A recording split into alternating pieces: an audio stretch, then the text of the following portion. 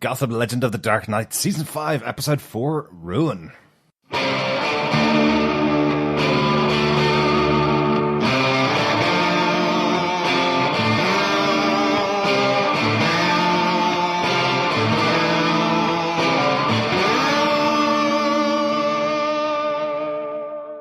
I'm David Mazouz, and you're listening to Gotham TV Podcast. This is Drew Powell, and you're listening to Gotham TV Podcast. This is Andrew Sellon, Mr. Penn on Gotham, and you're listening to Gotham TV Podcast. This is Robin Lloyd Taylor, and you are listening to Gotham TV Podcast. Welcome back, fellow Gothamites. This is Gotham TV Podcast, Episode 134, where we're talking about Gotham Legend of the Dark Knight, Season 5, Episode 4, Ruin. I'm one of your hosts, Derek. Hi, I'm one of your other hosts, John. This episode was mental. We joked about it on our top 3 moments we have over on YouTube, our top 3 moments of this episode, that we could have had 100 crazy moments out of this episode. We spoiled it down to 3, so go over to our YouTube channel over on youtube.com, just search Gotham TV Podcast. You can see the 3 moments that we picked out for the episode that are mental, but it made me so glad we have a podcast to discuss everything that's going on in this episode. Yeah, this was mental to the max, to be honest. In pure Gotham style, Yep. It was crazy chaos with some unexpected twists and turns, and indeed a wheelchair being pushed out the window. But make sure you've obviously watched the episode. This is our spoiler-filled discussion about Episode 4 of Season 5 of Ruin. If you haven't watched it, stop us there, watch it. Laugh away, enjoy it, because there's also some crazy moments in there too that you might not be laughing at, and then come back and listen to the rest of the podcast. Also, make sure you subscribe to the podcast. You can do that over on our website at gothamtvpodcast.com. Just click the subscribe button on any of the options that you have available to you, on Apple Podcasts, Google Podcasts, Spotify, Stitcher, all available to you over on the website. And you can also, while you're there, you can leave us a voicemail with your thoughts about any of the episodes so far and the season so far. There's a little send voicemail button to leave your 90 seconds. And John, let me tell you, we've got lots of feedback on the season so far coming up towards the end of this episode. Excellent stuff. Really good to hear from the fans and community of Gotham. But onto our spoiler-filled review. And Derek, what are some of the episode details for this episode, Ruin? Yeah, we got Nathan Hope back directing this episode. This is his 6th episode. He started back in Season 1 of Gotham on Red Hood back in 2015.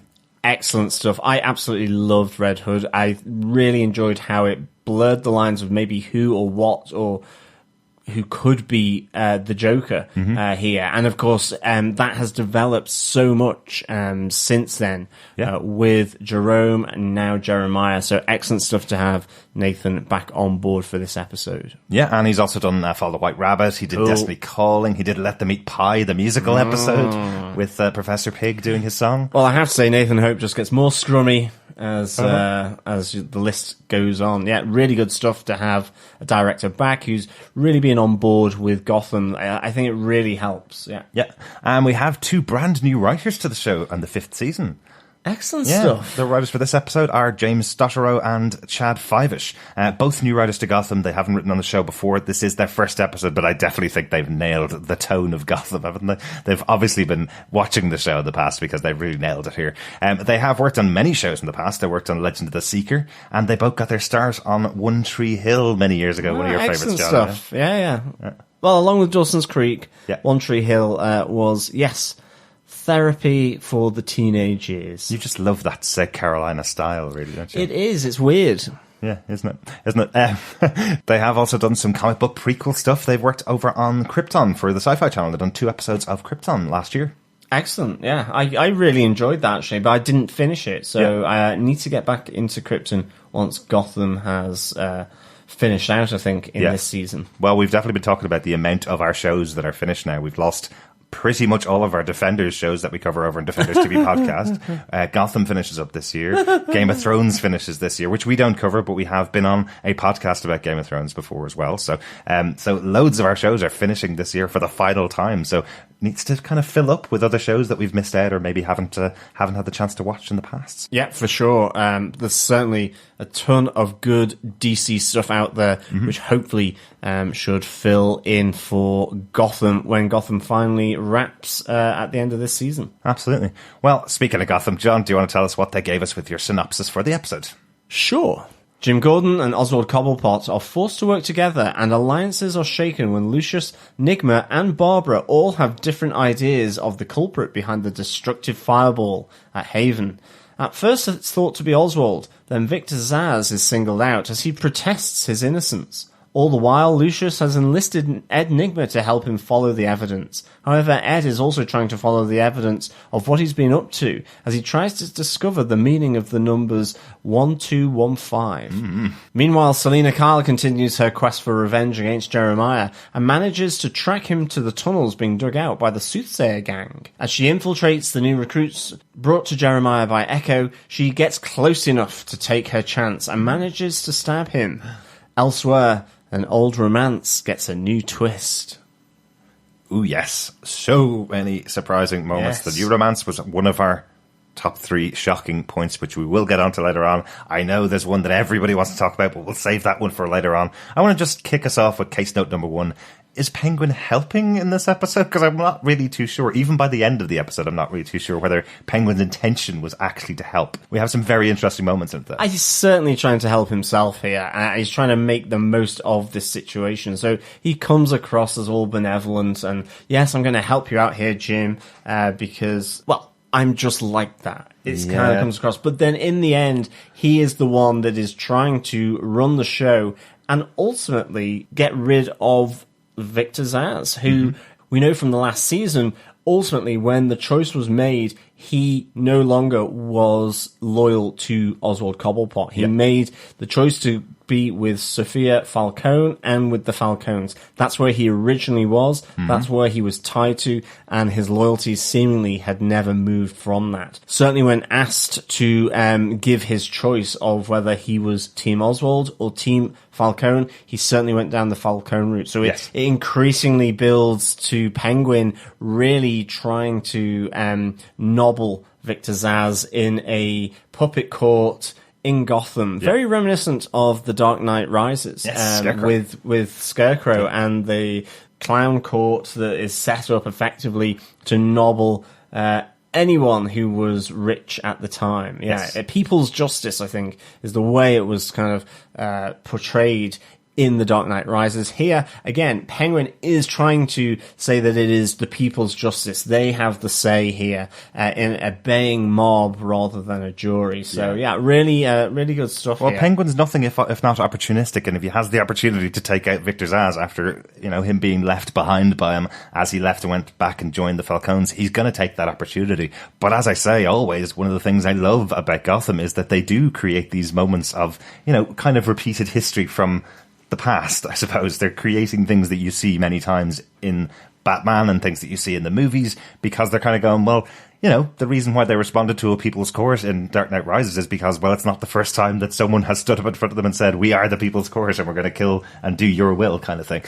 But just wondering about Penguin. I'm wondering whether he's helping. Let's get on to case note number 2, John. Foxy Enigma. I think this is one of my favourite team-ups that's in the show. Having Lucius Fox and Ed Nigma working together is always, always fun. It was really good to see because obviously they are both mentally capable of throwing the odd curveball when it comes to riddles, evidence, questions. And I really like this, how, you could sense the tension between these two characters, but that they were willing to try and figure it out, mainly because they both wanted something. Lucius wanted the brain, the critical, logical thinking of Ed Nigma to really find out who it was that had taken down Haven in this destructive fireball that effectively, and I suppose what we're really thinking now, propelled rocket-like young Will Thomas to his unfortunate demise. We still have no word of Will Thomas from the police forces that are combing through the debris. We certainly don't see him running and jumping like we did at the end of episode 2 and in episode 3. So, yes, they're wanting different things. And for Ed Nigma, it is ultimately about this cryptic message on his hands. And we've seen him being in bins. We've seen him waking up at the top of roofs. He's this time has kind of left himself a clue. It's like, what is it that he's doing? Yeah, I think next time, possibly a post-it note would be better, rather than writing something on his hand that he smudges out, because it's not a cryptic message at all. The message itself was actually quite specific. He just rubbed it out because of the sweat on his hands after his night's sleep. So, very funny moment. I do want to quickly just come back because, well, one thing, congratulations, John, you were absolutely right. It was an RPG that blew up Haven, as you guessed. Everyone in Gotham has got an RPG, it seems. They are available at request, it seems. We do hear from Barbara later on, there is somebody that does sell RPGs. That's the purpose of their job. So I guess that's how they get all the RPGs in the city. But secondly, I have it written in my notes here, Derek was absolutely wrong about Will Thomas, and he's really, really, really sorry. I'm sorry. I just assumed if you've got a cute kid that has the access to the building, he's going to be the one blowing it up because it's Gotham. Totally wrong. My apologies to poor Will Thomas. Yes, it was an RPG to the heating system, and it was the Foxy Enigma that had found this out and were beginning to look for it. Indeed, Ed was there because he considered the number on the palm of his hand, 1215, was an inmate at Blackgate Prison. Yes. And so went to GCPD to try and find the records. But the person that he checked on was deceased. So were they in Arkham? But ultimately, his theories weren't panning out. And in the end, yes, it turns out that Ed discovers something very different with regards to this number. It is an apartment number. Absolutely. Can I just say, I love that line from Ed when he's talking to Lucius and going, so the second smartest person in Gotham wants to use my brain, do they? A great little moment of arrogance from Ed Enigma. Really, really good fun. But yes, we have the visit to the apartment. Another wonderful moment from Corey Michael Smith as he makes his way up the 15 flights or so to the top of this building to get to the apartment. And he reaches the top of the stairs and is like, oh, I hate stairs. It's fantastic. We know how you feel, Ed. We totally understand. But ultimately, he goes there really trying to help Lucius because he sees a woman, an old woman in the apartment, and it's where they found the RPG case, and he's like, maybe she saw something. Mm-hmm. And of course she did. And the weird thing is that her apartment number is 1215. But what she saw was Ed Enigma firing the RPG. You know, shock, horror, deep intake of breath, gasps all around, because it is not the Penguin, as Barbara was surmising, that it was him and his gangs that were behind it. It wasn't even Victor Zsasz, who, was protesting his innocence, and the evidence from Lucius Fox and some of the other people suggested it wasn't either. Yeah. And indeed, it wasn't even Jeremiah, who I was kind of thinking it might be, really trying to put the kibosh on this haven that had been set up in Gotham. Yeah. It's Ed Enigma. And the question still remains, why? We don't really know this. Even Ed doesn't fully know why he's done this, because, we have that great Gotham moment where his memory comes back to him after the old lady wallops a metal ornament across his head twice. And this is a Gotham moment. Oh, without a doubt. Absolute sure. Without a doubt. She hits him once and his memory comes back. And then she hits him a second time and more memories come back. I was waiting for Ed to turn around and go, just hit me one more time. I might get all of my memory back. Total great Gotham moment. And we also have a brilliant Ed Enigma moment. This is a reference, for those of you not aware, this is a reference to Batman Forever, which had Jim Carrey playing the Riddler on the big screen. In that movie, his boss, Bruce Wayne, comes in to tell him to not work late, but he does continue to work late in the project he's working on. His manager comes in late at night, finding him working at his desk after being told not to, and gets angry at him. Ed basically ties him to a chair and pushes him out the 30th story window, killing him. It's his first kill as Ed Enigma.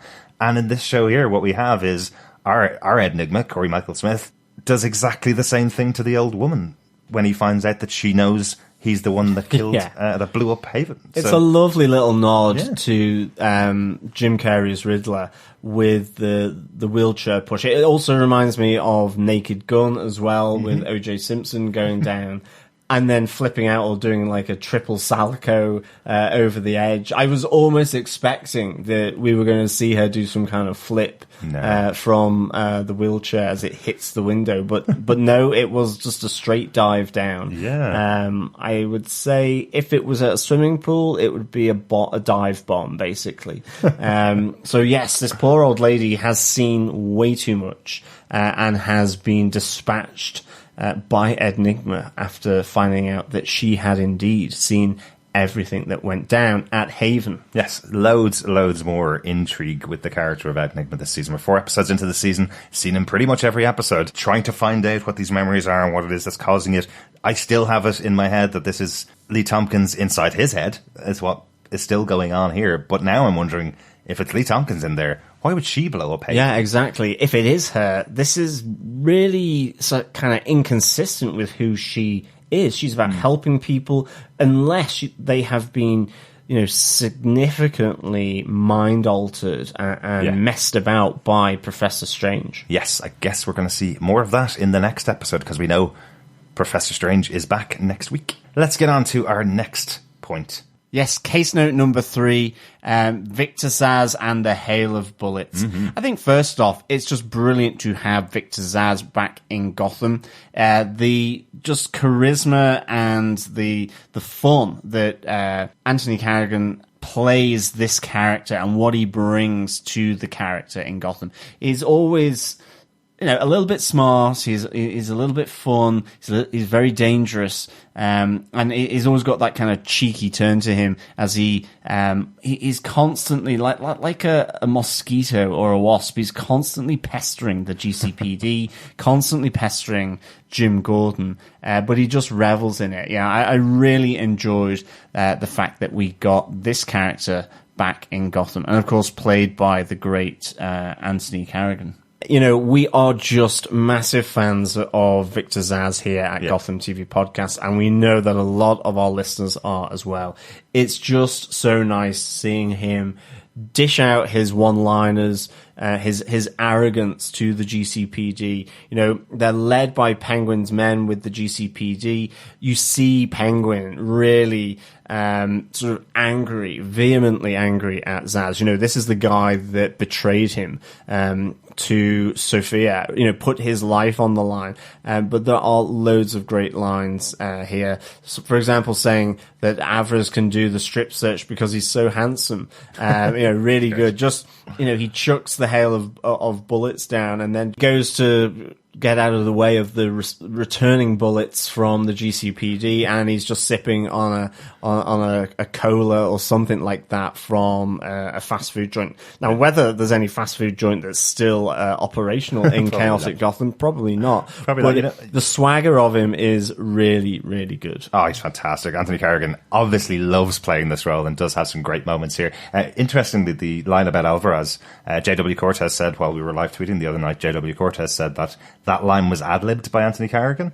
And totally understandable that it's one of those lines that made everybody on set laugh, and you have to keep one of those if you get them dropped as brilliantly as they were by Victor Zsasz. Really, really cool. Great to see him back. He's working on a TV show called Barry over on HBO. It's blowing up. It's apparently huge in the States on HBO, doing really, really well. So really lucky that they were able to get him back for an episode of season 5, but we all know how much he really enjoys playing this role. Oh, big time, yeah. You can just sense it, and I think that's why everyone really warms to this evil character, I suppose. It's like with Oswald Cobblepot, you sense the enjoyment that they have in bringing this character to life. But, with this hail of bullets from the GCPD, he is eventually brought down from a great diving takedown from Jim. That's brilliant. But ultimately, it goes to this puppet court, led by Penguin, who really is just out to have Zsasz killed, and seemingly through a people's justice. But it's not. It's a baying mob. I thought they had been paid off by Penguin. Right. Because even when the evidence comes forward from Lucius that,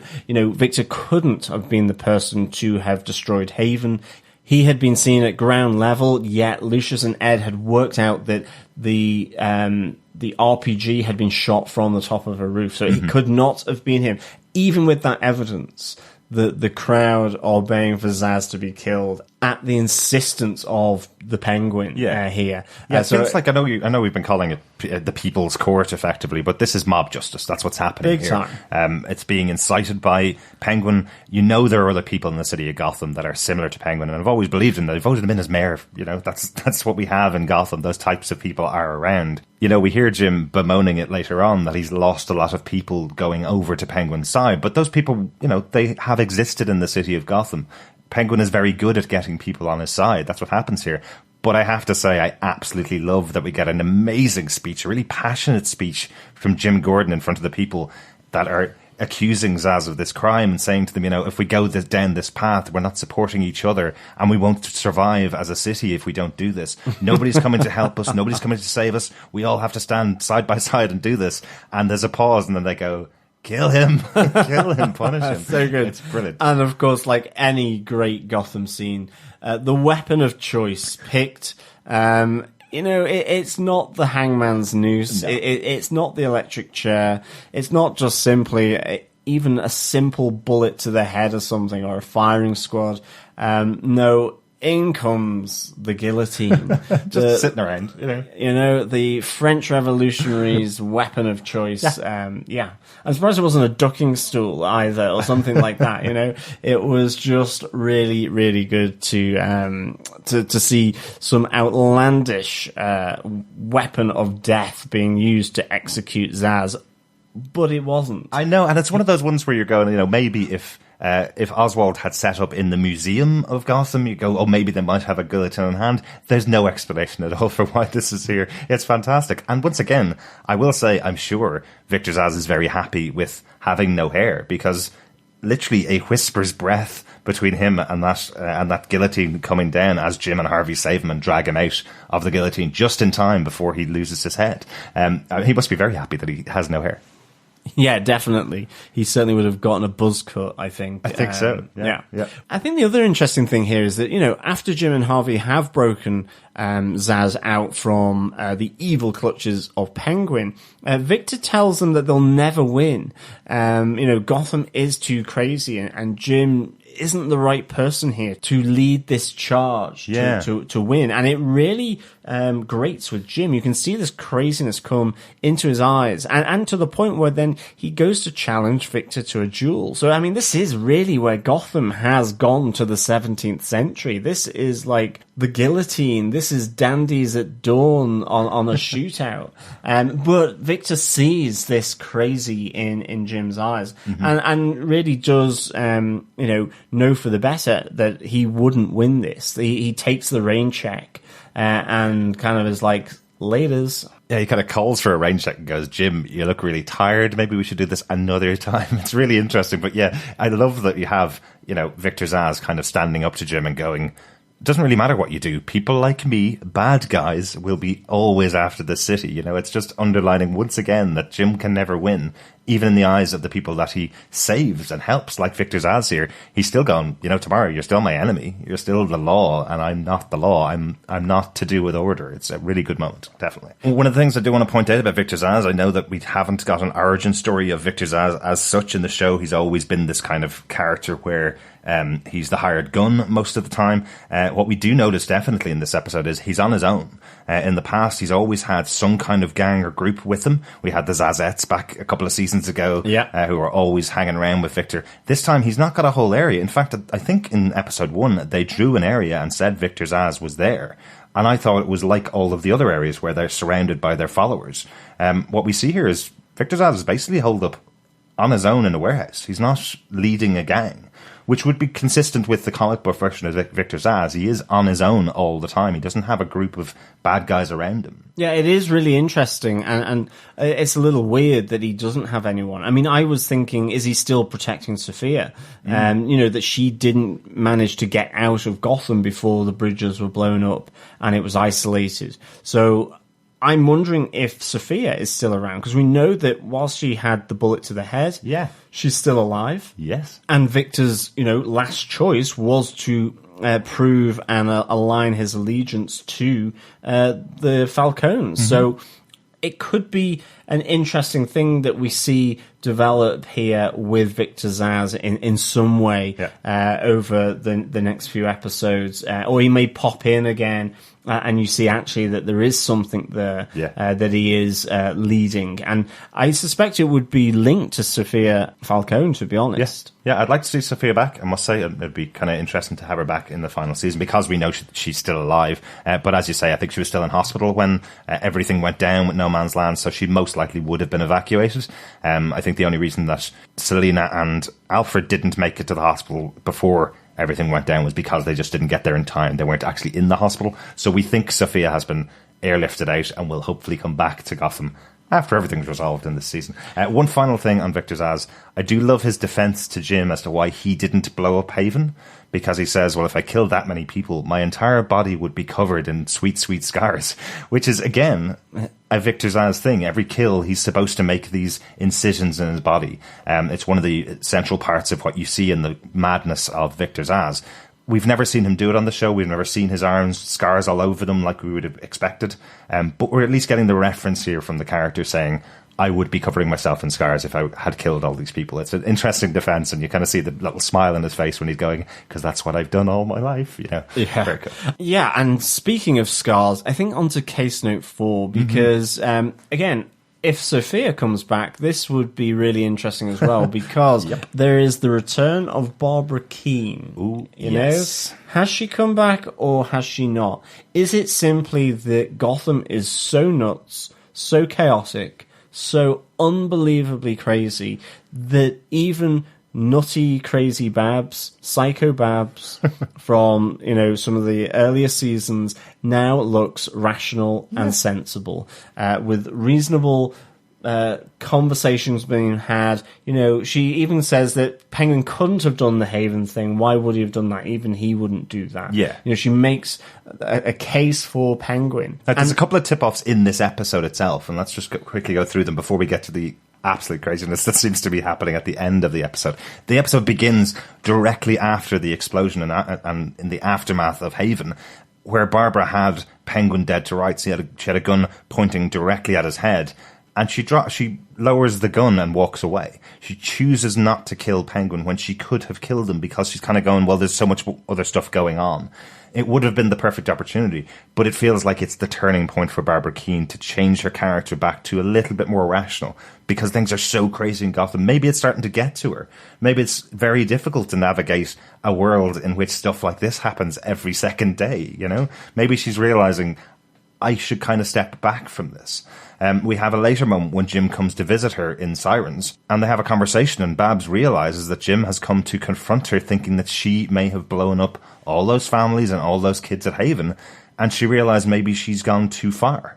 Maybe if Jim thinks that she's capable of things like this, maybe that's an indication that you need to back down a bit. Maybe you are going further than you ever thought you were going. So I think it's really interesting seeing this build up in the character throughout the episode. Definitely, yeah. I mean, she definitely takes a turn here away from the revenge that she wanted to do. They ultimately come together and coalesce, Penguin and Barbara, with the need to get the Haven bomber. Yeah. Barbara's being more sincere and genuine than Penguin's ultimately turns out to be. Yes. And I think it is really nice, because at the end, then, she comes to visit, a broken Jim Gordon here in the GCPD, and attempts to apologize to him.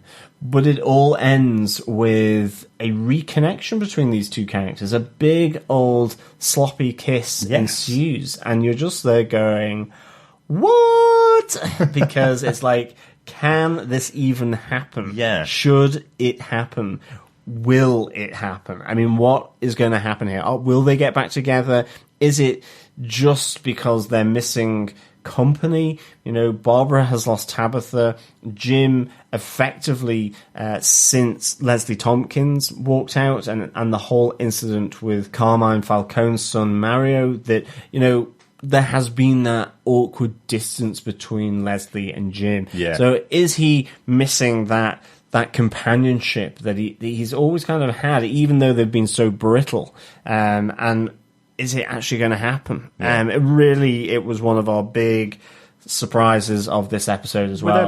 Without a doubt. And I say that, as being fans of the show for 5 seasons and knowing that in the comic books, Jim Gordon's wife was called Barbara, I always just thought, well, Barbara's a reasonably normal name, so maybe we'll just have another character called Barbara that he meets and gets married to, because in the comic books, she is a blank slate. She really doesn't have a huge amount of storylines other than being the mother of Barbara Gordon, who becomes Batgirl, and being the wife of Jim Gordon. This show took that character much earlier on and made her crazier and crazier as the seasons have gone on, and kept her in the show when, all of the characters like her could have been easily written out. They've brought her back to life a couple of times. So I just didn't really expect that she would be potentially back on the table as a love interest for Jim towards the end of the series. But it's interesting if they're going to go that way.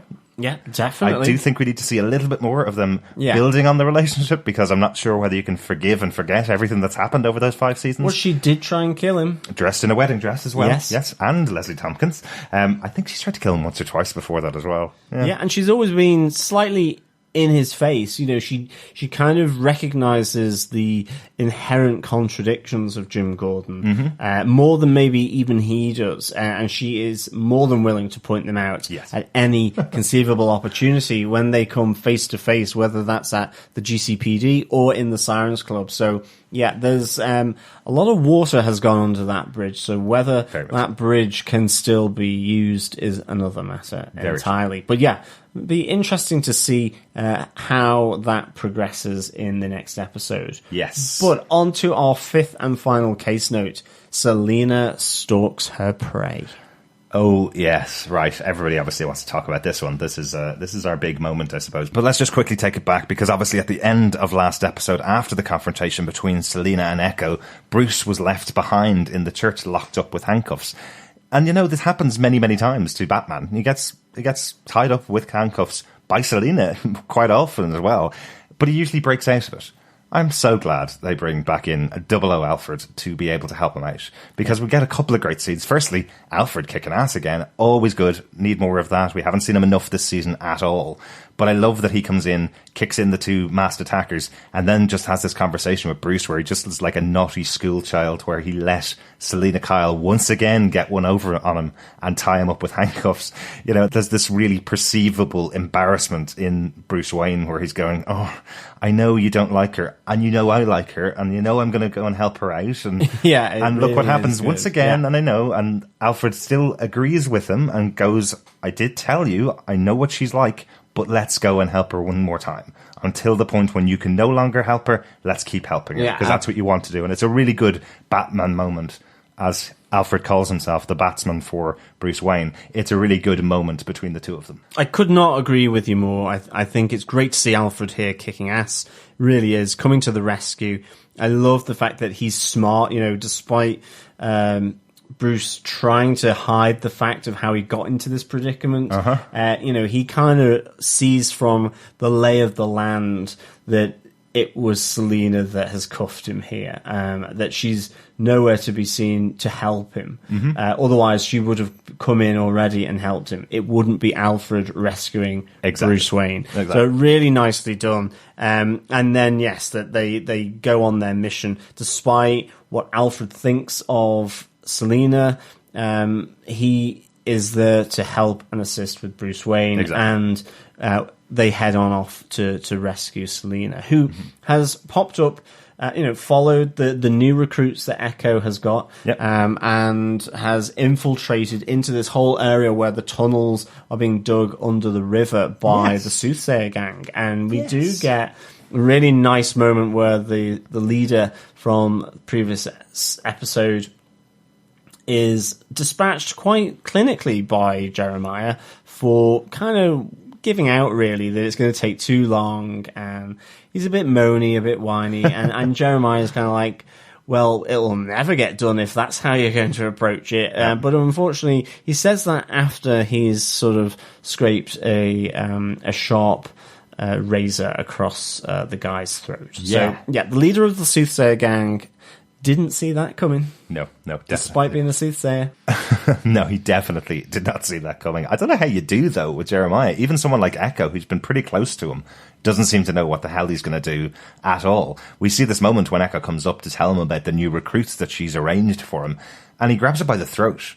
This abusive relationship that we have in the comic books between Joker and Harley Quinn is continuing here between Echo and Jeremiah, where he is immediately going for violence with her first. And because of this bullet that's rattling around inside her brain, Echo seems to think this is okay. They go into their dance, you know? It's either that or she just doesn't know how you do deal with Jeremiah and not get killed, which is always the threat with this character. I love having Cameron Monaghan back on the show. He's so good in this part of Jeremiah and Jerome before, and possibly a new character coming up in a couple of episodes. But this one, I love seeing this Jeremiah back. He's crazy.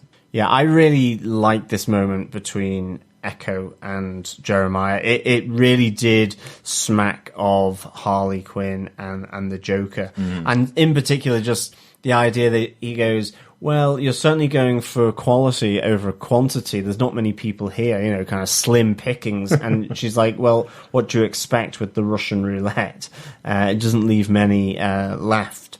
But you know, he mentions how she has set that high bar for devotion to the cult of Jeremiah. And I thought that was a really nice sort of moment between these two. And it certainly links into that abusive but admiring kind of relationship that they have, you know. It's like, you're just about crazy enough for me. No, actually, you're the crazy one. No, I think you're crazy. No, I think you're crazy. Exactly. It's kind of like that. I think she calls the Russian roulette, she calls it something like the 8mm test or something like that. Yeah. She calls it very funny. Or 35mm test. I know nothing about guns, as our fellow Gothamites will attest to, so I'm not sure what bullet caliber it was. But I think the great thing is the next time we see Echo walking towards Jeremiah, out comes a knife and he's stabbed 2 or 3 times in the gut, because it's not Echo, it's Selina Kyle. Yes. And I do really think this is kind of interesting because,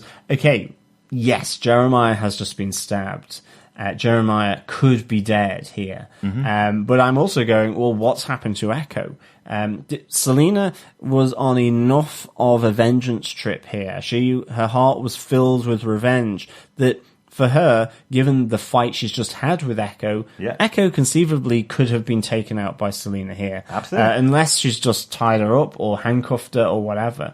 But here we seem to see Jeremiah being stabbed, I think, at least 3 times to the gut before Bruce and Alfred arrive with a smoke bomb to try and rescue her. Yeah, absolutely. A really good, surprising scene. We just didn't expect to see Selina behind that mask. So well played. Again, as you say, having that moment between the characters a couple of scenes beforehand makes you think it's just Echo coming back again. You know, really interestingly. And also what's interesting is I had a conversation with one of our fellow Gothamites over on Twitter quite a while ago, about 2 or 3 weeks ago, when we saw that image of Echo behind that Harley Quinn mask, and they were asking, do you think that's Selina Kyle there? Because she has the same colour hair behind the mask. And I was going, no, not at all. It turned out I was right from that particular image, but in this episode we do have Selina dressed up in the outfit. Interesting, so yeah. Quite an interesting catch there, I thought. Yeah, interesting. But yeah, certainly Selina doesn't want to be rescued by Alfred and Bruce, and there is the feeling that she's not stabbed him enough times yet to really be sure that he's dead. But it is sweet justice that she goes for the stomach in the same way that he shoots her in the stomach to bring about that slow, agonizing death. Absolutely. But will he be rescued in time himself, Jeremiah? Let's talk about that in 1 second, because yeah. I just want to quickly compliment the arrival of Bruce and Alfred, where we have that dark passageway and the 4 or 5 of Jeremiah's men are outside walking into the place, and you see each one of them getting taken out one at a time. Definitely. Bruce on one side, Alfred on the other, doing the Batman takedown, each of them, which I think is awesome. That's like as if this is something that Alfred may have trained Bruce to do. The Batman takedown, very, very cool. But yes, let's obviously return to the big question at the end of this episode. Got to weigh in on it. We do a podcast about this, so we got to weigh in on it. Is Jeremiah dead? No. Was this Jeremiah? No. When will we see him back? Don't know. Is the character Joker that's coming back in a couple of episodes' time? Could be. Loads and loads of stuff going on. Yeah, let's quickly talk about it. So, obviously, Death of Jeremiah, there's a couple of options here. This could be somebody else made up to look like Jeremiah. He doesn't have a huge amount of lines, and he does sound quite different in this episode than we've seen Jeremiah sound in the past. But that is to do with the craziness, and it is to do with the poison that was given to him by Jerome to turn him into this character from the safe, normal engineer that he was back last season. We haven't seen a huge amount of Jeremiah as such. We've only seen Jeremiah, I think, in about 5 or 6 episodes total. We've seen Jerome for 4 seasons, but this guy we've only seen for 5 or 6 episodes, so we're not really too sure who he is. And there is a moment just after he kills the head of the soothsayers where it pans to somebody who has quite a similar facial structure, but he's underneath a helmet and goggles. And it does make me wonder whether Jeremiah had set this whole thing up to hide his actual location, you know? I think it's difficult to know. I kind of feel that Jeremiah probably is still alive in some form or another. Mm-hmm. I don't know whether it's because he's been saved in time from the wounds, or whether it was only a couple of seconds while he was on the floor after being stabbed before it went to the next scene, before Bruce and Alfred took Selina out of there, so there wasn't enough time to check the pulse to see if he was still alive from the wounds. Maybe some doppelganger that, you know, he's employed Professor Strange, and there's some kind of doppelganger there that he's using to kind of keep himself safe, because it is literally, you know, the first time we've seen Jeremiah and then he's killed off. Mm-hmm. Or whether like that clone back from Indian Hill back in season 2. Yeah, exactly. Yeah, or whether Jeremiah is dead, you know, long live the we can say it. We know he's coming this season. Yeah. We know we're going to get Joker at some point. Just like we're going to get Batman in this season, we're going to get a Joker. If you're going to get a Joker and you've done all this work with Cameron Monaghan to set him up as Jeremiah and as Jerome in the past, well, sadly, you're going to have to kill off Jeremiah so that you can have the Joker, I guess, is the way they're going to have it. So Gotham is going to have Cameron Monaghan back again, hopefully this time playing Joker and calling himself Joker from the beginning, which will be interesting. But there's loads of theories. The episode ended where it did purely so we can talk about it like this for a week until we find out what happens next week and whether Jeremiah's in that one, or we have to wait 3 or 4 episodes to find the resolution of this particular moment for Selina. But what's certain is Selina thinks that she's got her revenge on Jeremiah. Definitely. So how's that going to change Selina, a murderer now in the eyes of Bruce and Alfred? She's taken her revenge and killed Jeremiah, something that they wouldn't do. So will that relieve them? Will that change the relationship between all of them? How are they going to all interact together? That's something that I'm intrigued about. Yeah, absolutely. I am looking forward to the next episode of Gotham for sure, where this roller coaster ride will continue. Definitely. We think we have at least one more episode before the break. We have, I think, episode 5 and 6, and then we go on break for a week, I think. So we'll definitely have another good discussion next week about these. That is it for our case notes for this episode. I've already talked about the notes, which was the wonderful scars from Victor Zsasz, a reference to his comic book character. What got a moment of the week? Well, obviously, the death of Jeremiah has to be the biggest moment of the episode, but what's a Gotham moment of the week, John? I think it's certainly the opening shot of burning teddy bear, to be honest. Has to be a suitable Gotham moment. Yeah. The guillotine being brought in as the weapon of choice to execute Victor Zsasz. And of course, there is the old woman being pushed out of the window by Ed in reference to Jim Carrey's performance as the Riddler in one of the films. So, yeah, you know, there were some really good moments here as well. I think in terms of for character of the week, you've got to acknowledge Victor Zsasz as a character of the week. Such a great reoccurring character. I can't wait for the Mad Hatter to come back as well. I'm hoping we get to see him. I agree with you. Seeing some of these big characters coming back for this season, we got to acknowledge Victor Zsasz because he's so good when he's on screen. He always has been, right back from season 1. The first time we saw him, loved the character. And you've also got to think, maybe this is the last time we're going to see Victor Zsasz on the show. You know, he's got a very big show going on HBO, so they may have only gotten him over for 1 episode to film this particular moment, and that's why he's got such a big episode in here. But yeah, totally want to see all of the other characters back here for at least the last season. Going to see the Mad Hatter hopefully later on in the season. Hopefully we're going to see Firefly and Mr. Freeze battling it out up in the north end of Gotham, where we know they have their territory. So hopefully that was a setup that we're going to see them back for at least an episode later on in the season. And loads more people I want to see back. Hell, I want to see Two-Face coming into this season. I want to see Harvey Dent coming back for an episode. You know, I want to see Montoya and Allen coming back for an episode. Absolutely. And I was just thinking as well, maybe Clayface. We know Clayface exists. And of course, maybe that's who Jeremiah was. It was to draw, the fire from the real Jeremiah. Yes. Oh, nice rhyming there, John. You've obviously been watching a lot of Gotham. Very good. Very good. That's it for our characters and moments of the week. John, how would you rate this episode?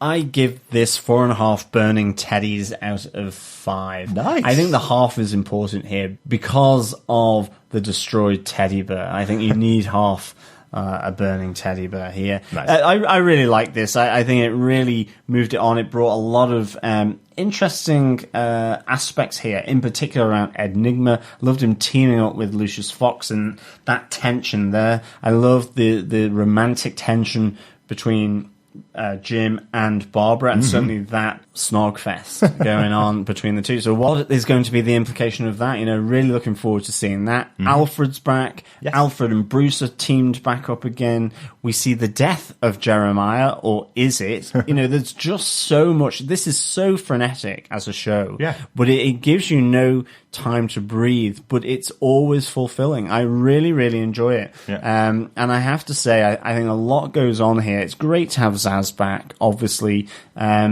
It really just goes at a rate of knots here. I agree with you. I think this episode was a bit heavily weighted towards the back end of the episode. It was a lot of setup at the beginning, but all of the payoff at the end. Like, so much going on for that last 25 minutes of a 40-minute episode. Like, the back end of it was just revelation after revelation, surprise after surprise, death, murder, everything going on. That's it. The big, Enigma is responsible for the destruction of Haven. Yeah. He is responsible for pushing an old lady out of the window in a wheelchair. Yep. It is like, what is going on here? And what's going to happen next? Exactly. So I cannot wait. And that's why I give it a really high score, because this is good fun, good acting, and just great, rapid storytelling, which I think, obviously, knowing that we're coming to a hard stop here is really, really good. I just want to see more, actually. Absolutely. And that's the thing about it. So, great episode of Gotham. Excellent, John. Excellent. And I totally agree with your rating on that. Well, time for us to take a little bit of a breather while we hear some feedback from our fellow Gothamites. First up, a voicemail left over on our website at gothamtvpodcast.com. Unfortunately, the person who left the voicemail didn't leave their name, so we're going to have to call them Unknown Gothamite for this episode. An Unknown Gothamite is always a scary Gothamite, though. Anon. We'll call him Anon. Yes, good. Will Bruce ever become Batman is my question. And last question is, why are they discontinuing Gotham? I mean, it's such a good TV show. Anyways, feel free to get back to me. Thank you very much. Thanks very much for the voicemail. If you want to leave us a voicemail, obviously pop on over to our website at gothamtvpodcast.com and record your thoughts up to 90 seconds. I wish you'd left your name so it'd be easier to refer exactly who it is we're talking to. First up, we know for a fact, actually, Bruce Wayne will become Batman in this show. We believe it's actually going to happen in episode 10, which makes us question what's going to happen in the other 2 episodes. Makes it even more exciting what we're going to see towards the end of the season. But yes, we are absolutely certain we will see Bruce Wayne as Batman in this season of Gotham. Why are they cancelling Gotham? We've never talked about it on the podcast, John. No, that is true, actually. We've talked about it 100 times off air and on Twitter and on Facebook. We've talked about it quite a lot. Lots of reasons. I suppose the big thing to remember is Gotham was effectively cancelled at the end of season 4, and an opportunity came back up to renew Gotham for a 5th and final season, which is the position that Fox have always taken on this show. It actually has gotten a lot more support considering the actual viewers that watch this show live. It is watched overall over a long period of time. It's watched by a lot of people, but Fox is a commercial station which is based on people watching the show live and buying stuff from their advertisers and all of that kind of stuff. And Gotham's never been hugely successful in the position that Fox put it in on a Thursday night at 8 to 9 p.m. It's never been hugely successful in that role there, which unfortunately means that it's always been on the path for cancellation. And by the end of season 4, loads of stuff in the background in Fox going on that led to them cancelling a lot of TV shows. And we heard from the cast when we spoke to them at Heroesville and FanFest that they all thought that this was the end of the show, that it just hadn't been announced. They had all been told that most likely season 4 was the end. And if you listen to our podcast for the last couple of episodes, we spoke to David Mazouz about this. They all felt that the end of season 4 was not the way they wanted to finish Gotham as a TV show. And they were given the opportunity to get 12 more episodes, which now will allow them to tell that closing out story for Gotham. So I suppose celebrate the fact that we've got a final season. It is terrible that it's over, because we're loving the show. You can hear it when we're talking about on the podcast. We're really loving the show. Yeah, absolutely. But it is sad that it has to end. Some shows don't ever get this kind of ending where they're told, you've got 12 episodes, wrap it up the way you want to, because it's a prequel story. It's never going to be a Batman TV show going on for 30 years. That was never the remit of the show. So I think they're really happy that they get this opportunity. We're all sad it's going to be going, but 100 episodes of a TV show is still hugely something to celebrate. Not a lot of shows get that. No, they don't. I mean, it's one of those things. Why is it getting cancelled? Because it's really gotten into a groove. I mean, it's always had solid writing, performances, and all that, but there's just something that clicked with the balance of what they were doing. And I think that was great for the fans, and is great for the fans. Yeah. I think the thing is, for a lot of people coming in at the start, you saw 7.5, 8 million viewers per episode, and that's gradually gone down to 2 million, and that ultimately for any commercial TV station will become a factor. Yeah. And that's the simple reality, that behind this is a commercial business that will look at that. And so it does feel a shame, but I do think that we should definitely rejoice that they can send it off in a way that isn't it just being simply cut and the rug being pulled from underneath their feet at the end of season 4, which is what the cast seemed to suggest it felt like, was that they didn't finish the tale, and this season 5 allows them to finish the tale. So that it'll be interesting. But I agree, it's a great show. And I would love to see another 2 or 3, 4 seasons. Whether any show can go on indefinitely, it is. Ask Supernatural or all the CW DC shows. Yeah, that's true, actually. But also remember, just one thing to say about, people talk about the CW shows, which are on like season 6 and 7 for Arrow and Flash, that kind of stuff. Those shows are like 25 episode seasons. And they're made on quite a cheap budget, because 5 shows are made in Vancouver, all using similar sets, and the actors can cross over with each other, that kind of stuff. Gotham's made in New York and on a very high production budget. Like it's around a couple of million, I think, for each episode was what it was spending in the first season. And over the seasons, because Fox has had to claim back money off the production budget because it wasn't getting it into the advertising budget, you saw it kind of close ranks a bit. You saw it go indoors. You saw it feeling a bit more.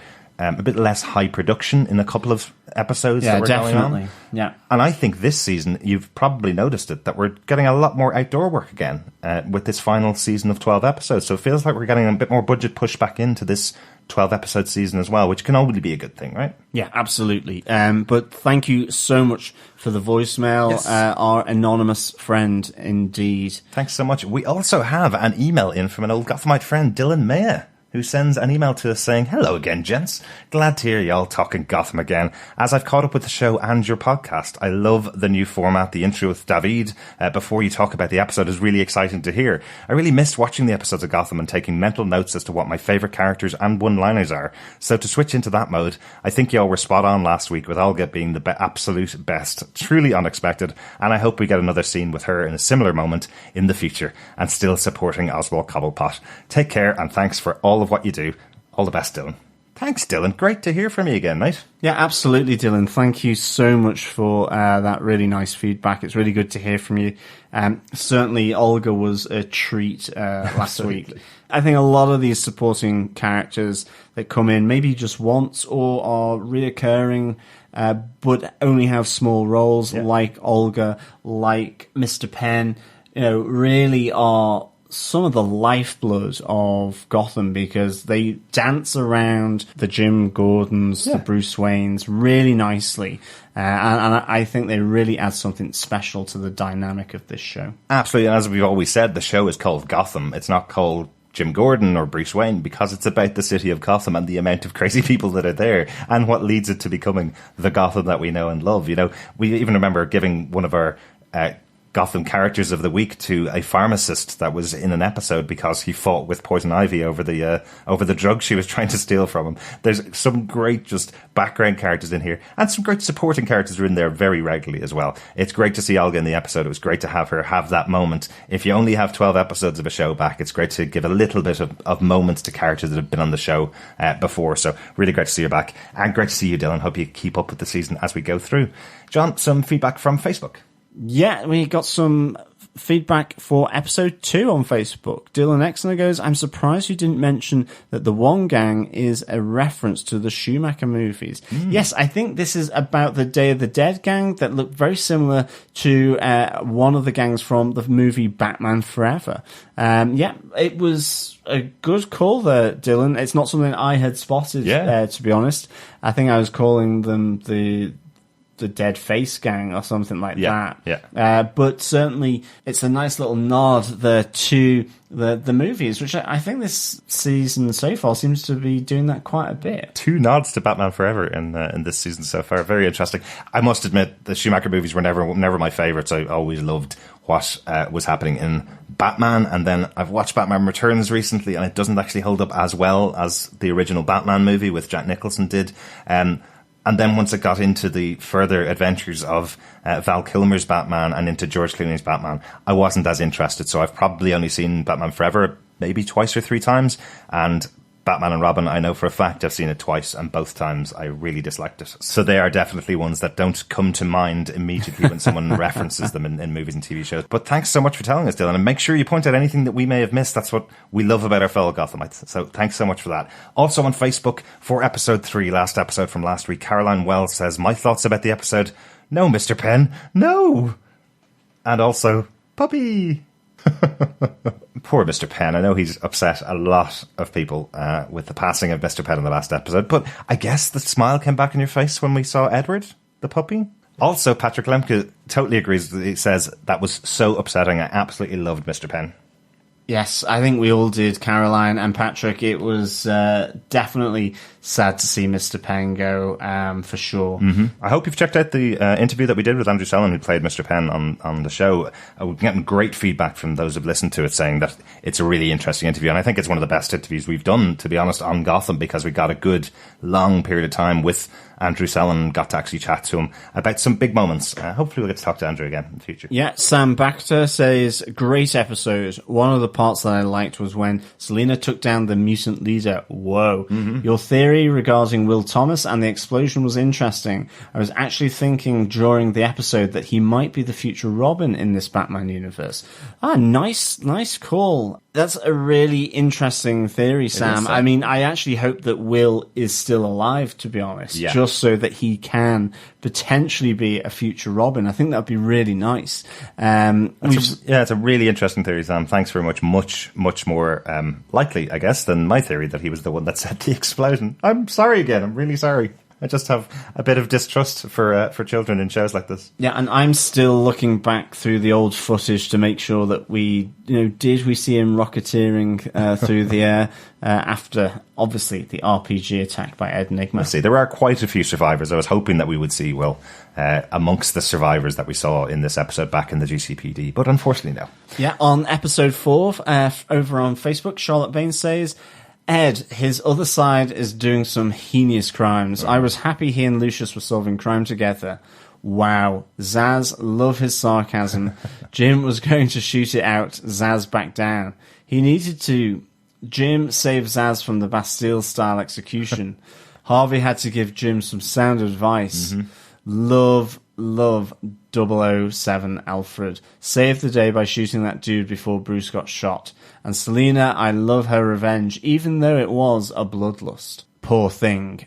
Then there's Jim and Barbara. Sometimes those exes do it to you. Mm-hmm. Lol. Yes, indeed. Fantastic episode. Thank you, Charlotte, for the feedback. Yes, there's a lot packed into this episode, as there usually is for Gotham episodes. Zaz, fantastic. 007 Alfred, fantastic. crazy Jim and Barbara, probably doing something that they're going to regret the next day. And maybe Jim will take up smoking again. Who knows? But certainly a fantastic episode. Yes, thanks so much, Charlotte. Patrick Lemke on this episode says, I almost think Jeremiah found his brother's Indian Hill clone and dressed him up to fool Selena. It would make sense and put to rest that universally reviled clone theory. Jeremiah is always 2 steps ahead. That's a very interesting one, Patrick. Yeah, similar to my thinking about the clone being involved somehow. I do like the idea of the clone being the one that got killed so that we don't have to talk about the clone ever again. Yeah, exactly. Thank you, Patrick. Tisha Branchcombe, Riddler agreed. Jimbo was crazy tonight. Mm-hmm. I'm dying to see what's up with Jeremiah and where is Echo. Ooh, yeah, indeed. The fact that Selena knifed Jeremiah wearing Echo's gear, it just immediately asks the question, where is Echo? What has Selena done to Echo? Is she tied up, locked down, or has she too been at the mercy of Selena Kyle? And yes, Jimbo, he had crazy in his eyes tonight, and I think Zaz did the right thing here in this episode. So yeah, thanks Tisha for those comments. Absolutely, and just one piece of feedback from Charlotte Bain over on our YouTube channel, just about the top 3 WTF moments from this episode. Charlotte says, guys, what if it's all an hallucination? She took that Ivy pill. She's obsessed with getting revenge. Maybe it was someone else. Jeremiah is insanely intelligent. It might be a setup. Ed was funny, though. I'm sorry about the old lady. Professor Strange did some experiments on him. Babs and Jim, I knew they'd do it.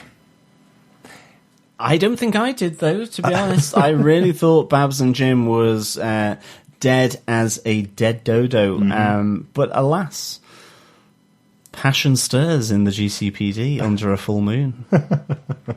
It's very interesting and very shocking, but thanks so much for that, Charlotte.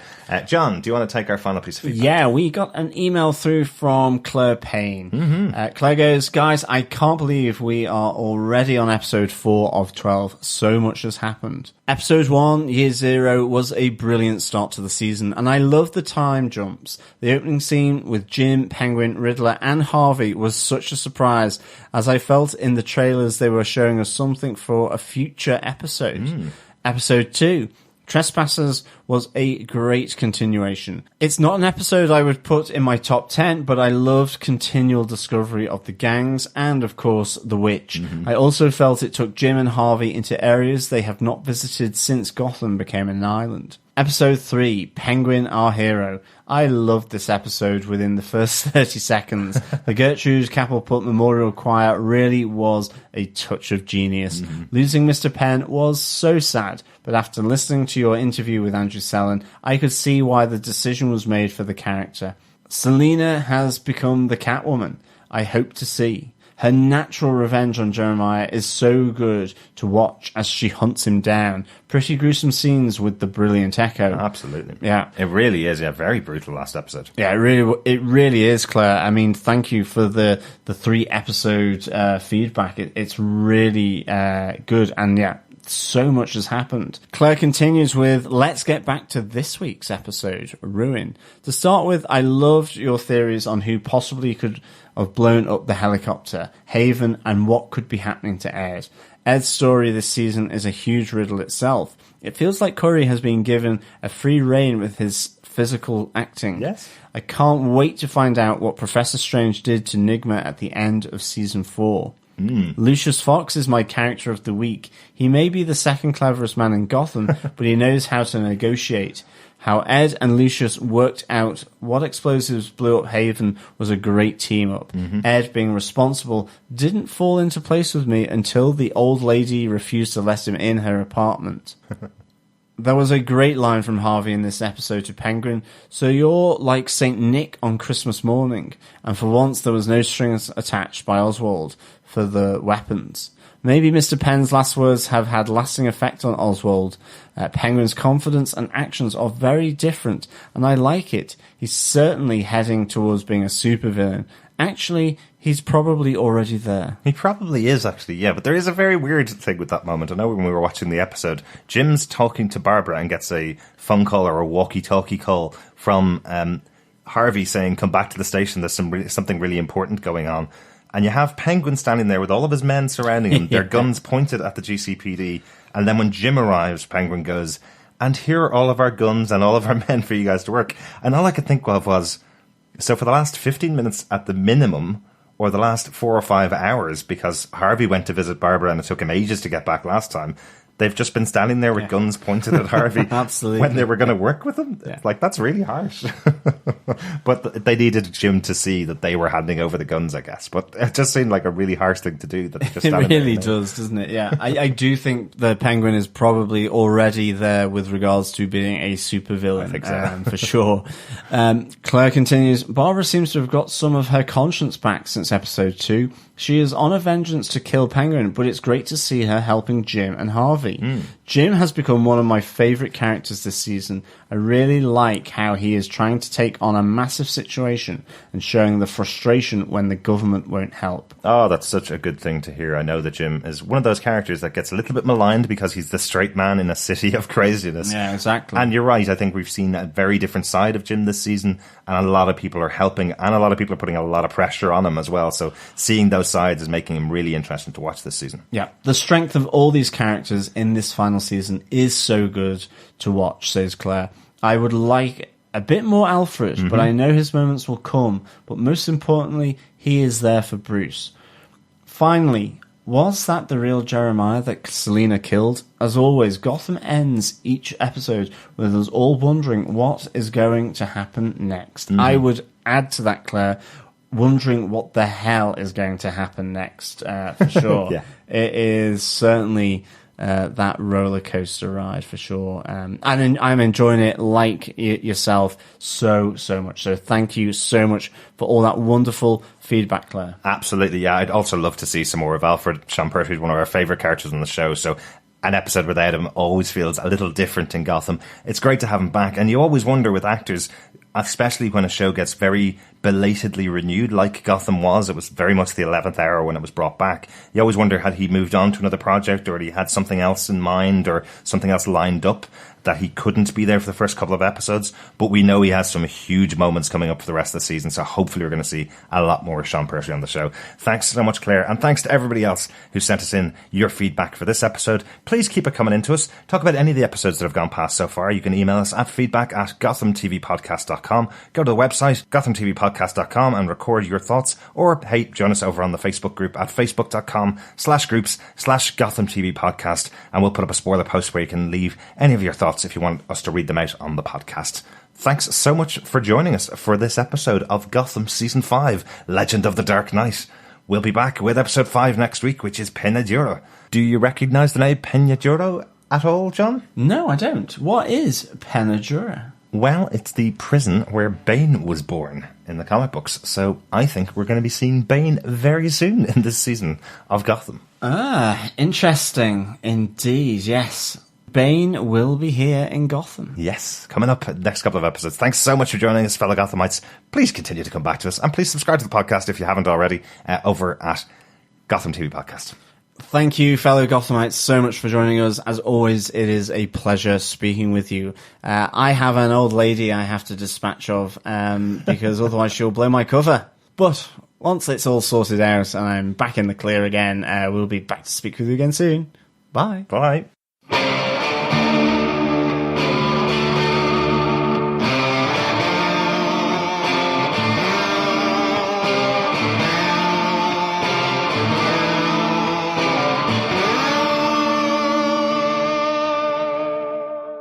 I'm David Mazouz, and you're listening to Gotham TV Podcast. This is Drew Powell, and you're listening to Gotham TV Podcast. This is Andrew Sellon, Mr. Penn on Gotham, and you're listening to Gotham TV Podcast. This is Robin Lloyd Taylor, and you are listening to Gotham TV Podcast.